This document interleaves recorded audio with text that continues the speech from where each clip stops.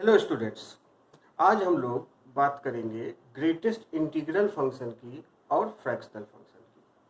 तो इस पहले वीडियो के फर्स्ट पार्ट में हम लोग देखेंगे कि डेफिनीशन क्या है ग्रेटेस्ट इंटीजर फंक्शन की और फ्रैक्शनल पार्ट की, और उनके ग्राफ के बारे में जानेंगे। तो स्टूडेंट्स, वीडियो स्टार्ट करते हैं।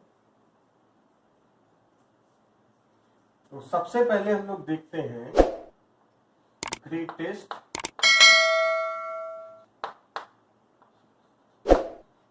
Integer function. सबसे पहले हम लोग बात करेंगे ग्रेटेस्ट इंटीजर फंक्शन पे।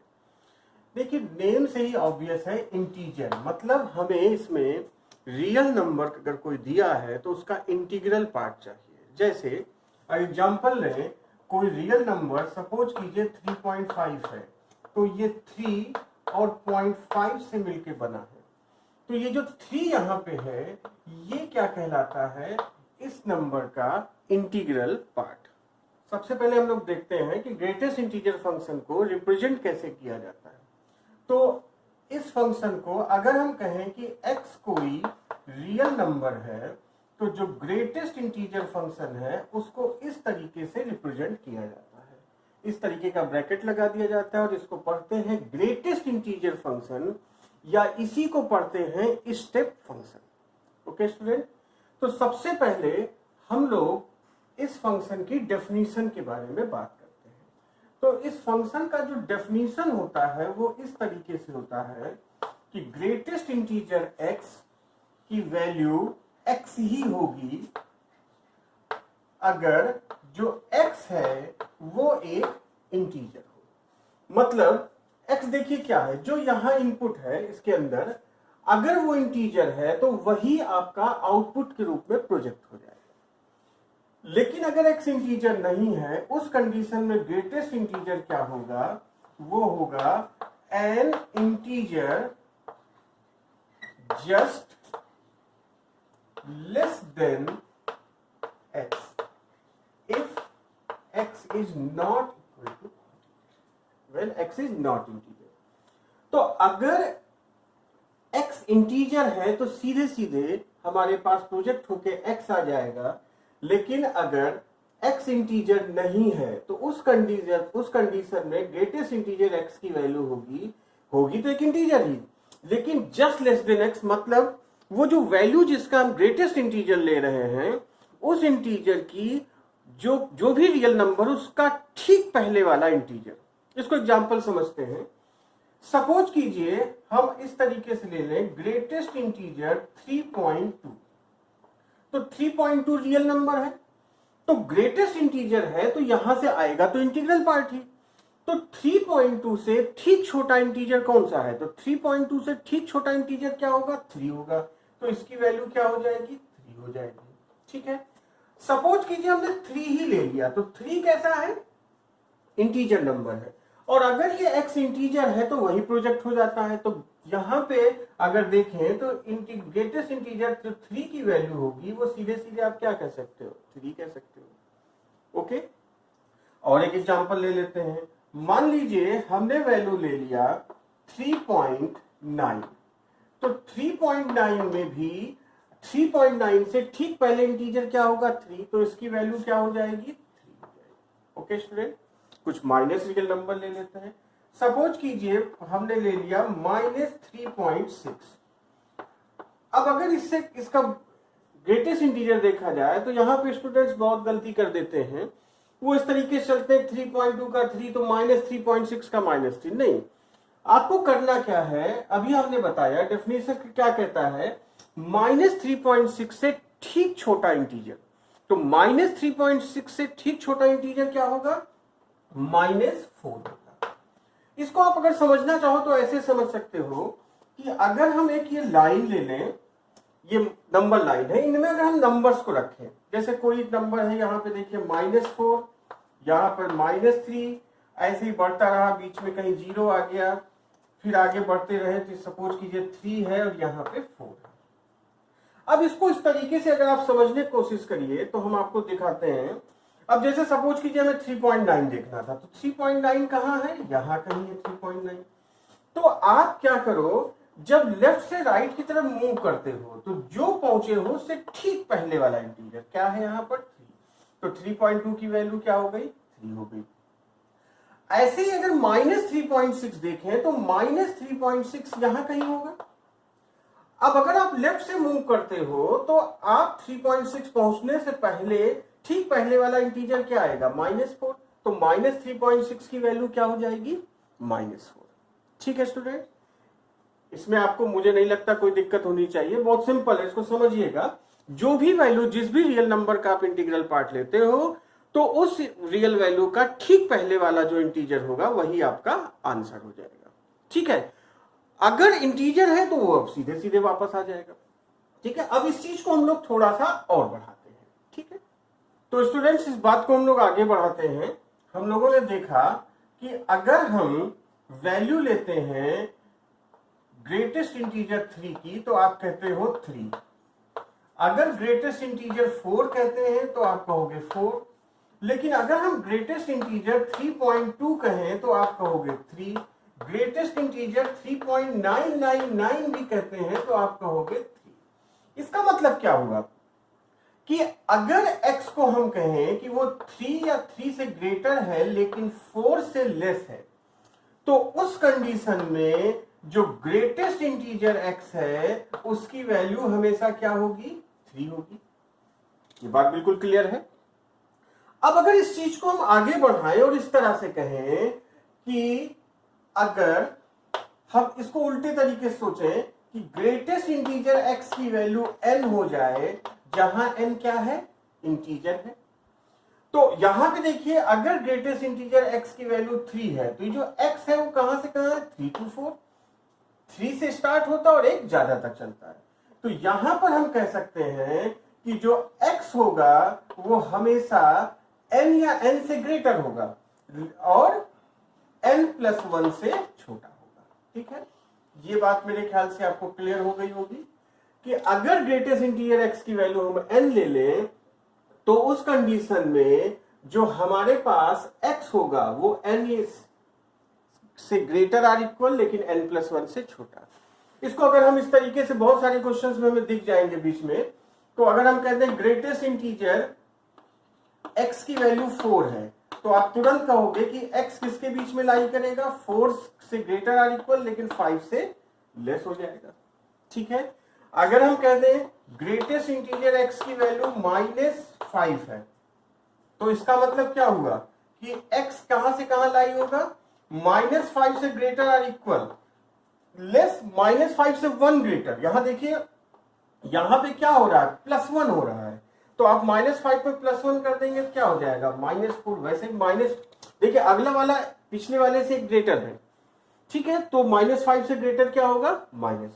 ठीक है, इस चीज को आप समझ गए होंगे। ठीक है स्टूडेंट्स, अब आगे हम लोग देखते हैं। अब हम लोग इसको आगे देखते हैं।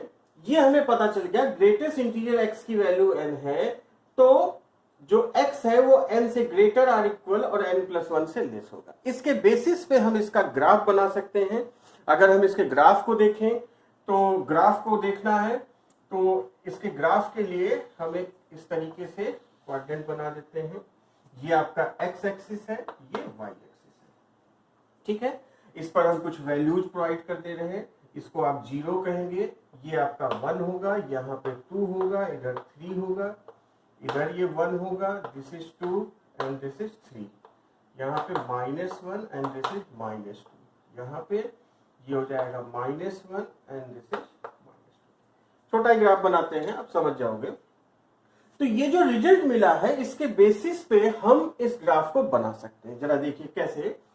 यहां पर देखिए एक बात ध्यान रखिएगा, जब भी हम लोग कहते हैं कोई फंक्शन, जैसे हम बोलेंगे ग्रेटेस्ट इंटीजर x, तो ये एक्चुअली में क्या होगा y equal to greatest integer x होगा। हाँ, तो स्टूडेंट्स अब हम लोग इसके ग्राफ की तरफ देखें तो अभी आपको बताए थे, तो इसको हम लोग represent y equal greatest integer x कहते हैं। यहां पर हम लिखेंगे y equal to greatest integer x, और अगर इसकी वैल्यू हम बोल दें सपोज कीजिए 0, ग्रेटेस्ट 0 भी क्या है इंटीजर है।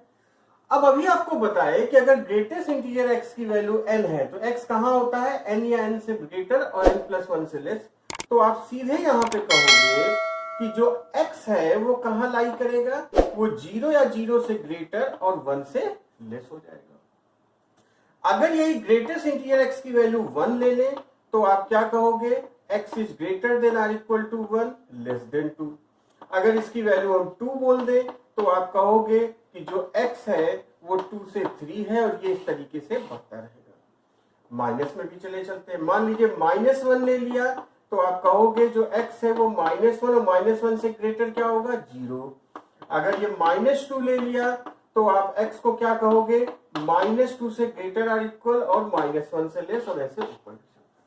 ठीक है, तो अब इसके बेसिस पे ग्राफ को देखें तो जरा आप ध्यान से देखिएगा, y देखिए ग्रेटेस्ट इंटीजर x का 0 मतलब y0 कहां होता है, x एक्सिस पे होता है। लेकिन ये y की वैल्यू 0 कब हो रही है, जब x क्या है 0 या 0 से ग्रेटर लेकिन 1 से लेस। तो x देखिए ये 0 है, 0 या 0 से ग्रेटर और 1, मतलब हमें इस रीजन में चलना है और 1 को टच नहीं कर रहा। उस कंडीशन में y की वैल्यू क्या है, 0 है, मतलब जो इसका ग्राफ आ जाएगा 0 से 1 में यहां। अब देखिए 1 के इक्वल तो है नहीं, तो यहां हम लोग क्या बना देंगे, एक सर्किल बना देंगे। ठीक है, फिर देखिए y की वैल्यू 1 है, लेकिन y की देखिए 1 y तो 1 पूरा ये चलेगा, लेकिन कब y की वैल्यू 1 हो रही, जब x की वैल्यू 1 या 1 से बड़ी और 2 से छोटी है, तो 1 से 2 के बीच में। तो जब 1 है तो y की वैल्यू 1 हो रही है और कहां तक चलती जा रही है, 1 से 2 तक। लेकिन 2 को देखिए 2 पर इक्वल नहीं है, तो ये 1 से 2 की ओर मूव करेगा और यहां 2 पर क्या बना देंगे आप, सर्किल बना देंगे। ठीक है, फिर देखिए y की वैल्यू 2 हो जाएगी जब x कहां से कहां होगा, 2 से 3। तो देखिए 2 से 3 पे यहां जब 2 पहुंचा तो ये 2 है और 2 से 3 पे इस तरीके से मूवमेंट होगा और ये बढ़ता रहेगा। माइनस वाला देखें, y की वैल्यू देखिए -1 हो जाएगी, कब, जब x क्या है -1 से 0, तो यहां पे -1 और ये 0 की तरफ बढ़ेगा और देखिए इसके इक्वल है, यहां क्या बन जाएगा, x। इसी तरीके से -2 हो जाएगा जब x की वैल्यू कहां से कहां चलेगी, -2 से -1 और ये चलता रहेगा। ठीक है, तो ये जो ग्राफ बना, ये ग्राफ है किस फंक्शन का, y equal to greatest integer x का। ठीक है, इसमें कोई दिक्कत। अब अगर इस ग्राफ को ध्यान से देखिए तो ये, अच्छा एक चीज का शेप देखिए, इसका शेप क्या है, स्टेप की तरह है, इसीलिए इसको हम लोग स्टेप फंक्शन भी बोला जाता है, इसको स्टेप फंक्शन भी कह देते हैं। ठीक है, अब अगर गौर से देखिए तो ये ग्राफ लगातार टूट रहा है, लेकिन किस पर टूट रहा है, देखिए 0 पे टूट गया, 1 पे टूटा है, 2 पे टूटा है, 3 पे, ऐसे ही से 4 पे, मतलब जितनी भी इंटीग्रल वैल्यू है सब पे क्या है, ब्रेक हो रहा है। इसका मतलब है कि ये जो फंक्शन है ग्रेटेस्ट इंटीजर फंक्शन, ये डिसकंटिन्यूअस है। इस पे एट इंटीग्रल